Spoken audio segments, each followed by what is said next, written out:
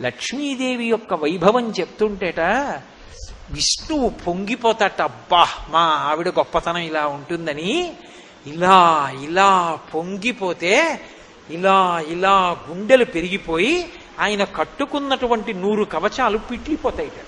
పిట్లిపోయి కింద పడిపోయాక చూసుకుంటాట, ఓహో మా ఆవిడ్ని పొగిడితే ఇంత పొంగిపోయానా అనుకుంటాట. లక్ష్మీదేవి యొక్క వైభవం చెప్పేటప్పటికి నీలమేఘశ్యాముడు కదూ పర్జన్య పావనో నలహ. పర్జన్యుడు విష్ణుస్వరూపం. ఎంత సంతోషపడిపోయాడో, ఎక్కడి నుంచో గబగబా వచ్చి ప్రాంగణం అంతా చుట్టి కురిపించేస్తున్నాడు. కాబట్టి అది కూడా ఈశ్వర కృపే, విష్ణువు యొక్క అనుగ్రహం కలిగింది అనడానికి ఇదే తార్కాణం. కాబట్టి ఆషాదశమి నాడు పరమశివలింగానికి చందనోదకంతో అభిషేకం చెయ్యడం లక్ష్మీదేవి యొక్క అనుగ్రహానికి కారణం. మీరు ఎప్పుడైనా ఒక విషయం జ్ఞాపకం పెట్టుకోండి,